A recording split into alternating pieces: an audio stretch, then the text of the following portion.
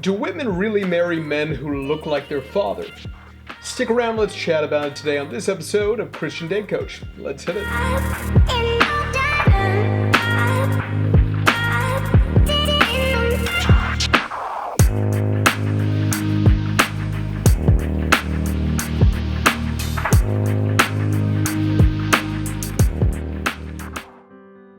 What's up, everybody? My name is Dr. Phoenix Singh. I want to warmly welcome you to this episode of Christian Date Coach. It's a blessing to have you here with me as always. If you enjoy this content, please do feel free to subscribe to our channel and hit that bell to get notifications every time we post new original content. You can follow me at the social media accounts below. So let's jump right in. Today we're going to be discussing whether or not it's true, this kind of old wives' tale, that women marry men who look like their father. Now, is that true or not? Well, at the end of the day, what the literature seems to suggest is that there is some truth in it, and it comes from this theory called sexual imprinting, which is basically the preference for partners who resemble your opposite sex parent. So, statistically speaking, when you look, for example, at women, the best predictor of their husband's eye color is their father's eye color. For men, the best predictor of their wife's hair and eye color is their mother's hair and eye color. And if you happen to be mixed race like myself, so my father's Indian, he's from India, and my mother is Caucasian, so she's half German and half British, right? In those cases, you are more likely to marry someone of the opposite sex parent's race. All right. Now, I found this always to be very interesting. A lot of people sound very ethnically ambiguous, which I reckon is true. It's kind of nice because I've lived in 6 countries, and no matter where I live, I always kind of fit in with whatever the culture is. People are usually a little bit disappointed when they find out I don't speak the language. So, for example, I was living in Israel. I was a law professor at the University of Haifa, and I remember when I first moved there, and people speaking Hebrew to me, and I got nothing. Right? And so, I mean, that people would give me this look of like, whatever. Then I grew this big beard, and then people started speaking Arabic to me. Also, I got nothing, right? And again, kind of like pushing this, I was like, oh, God, this guy, I thought he was local. He's not a local, right? But it's interesting, as somebody mixed race, it's one of these situations where, interestingly, in terms of dating preferences and these sorts of things, sometimes you feel kind of a lot of pressure to be equally attracted to individuals of kind of both your mother as well as your father's race or ethnic background, right?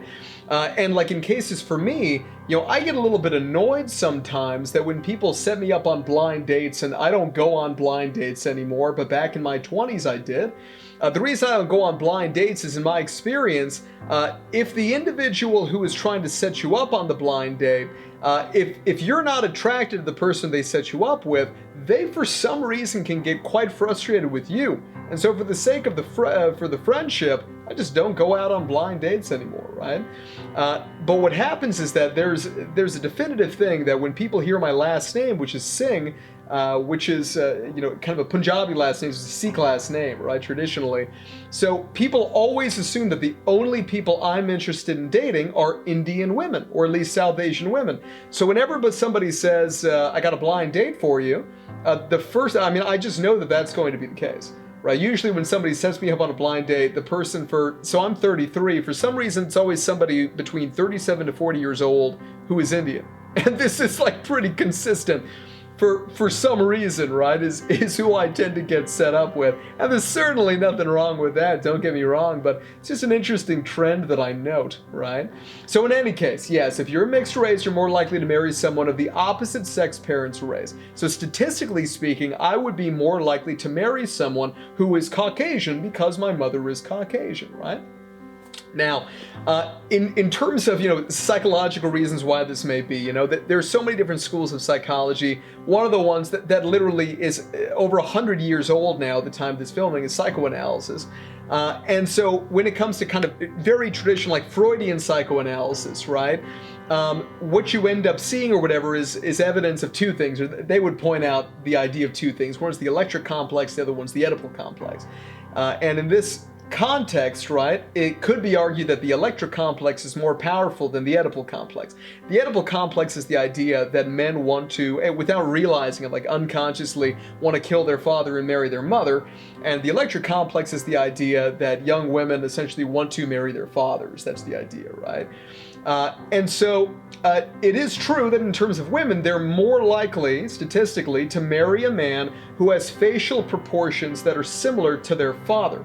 Right, and so when I say facial proportions, there are a number of things here. I would argue, right, like if you were to ask me personally, based on my read of the literature, what I think that is, if you take a look at the proportion of kind of the ratio between the nose to the chin relative from the nose to the forehead, right? What you end up finding is that, so kind of chin size is closely related, is strongly correlated with testosterone, serum testosterone levels.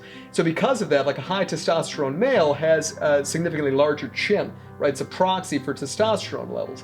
And so when you take a look at women, usually the distance here is kind of significantly smaller, right? Relative to kind of a larger proportion here in terms of from the nose to the forehead, right?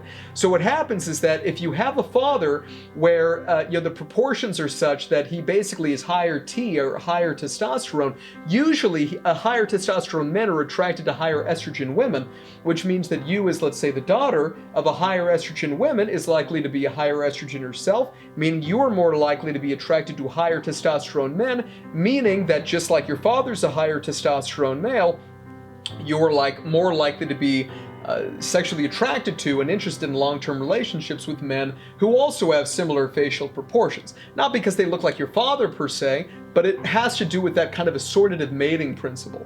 Okay, that's my personal read, okay, on this whole situation. That's my hypothesis, right? Feel free to test it. Right, now there is a mediator here though, which is quite interesting, which is the quality of the woman's relationship with their father. If there is a very strong relationship with the father, then you see a stronger tendency to marry a man with the same facial proportions. But the literature says that if the quality of the relationship with the father is poor, then what you end up seeing is that this relationship, this tendency statistically does not hold, which I think is really quite fascinating, right? So in any case, that's what the literature suggests about, do women marry men who look like the father? All right, everybody, thank you so much for joining me for today's brief episode. It's great to have you here. Please do feel free to contact me via the website below if you're interested on one-on-one or group coaching, regardless of whether you're single, whether you're dating, if you're in a long-term relationship, or if you're married. You'd like to do some evidence-based work to be able to learn more about yourself, learn more about the opposite sex, and learn how to strengthen the quality of your relationships. It would be a blessing to be able to serve as coach for you on those fronts. In addition, if you're interested in me coming and speaking at your place of worship, that would be a real blessing to be able to do. So please, you can, again, contact me via that website. All right, everyone, I'm signing off for the day. God bless you. Don't forget to get out there, take chances, and be your best self. And in the meanwhile, I'll see you in the next one.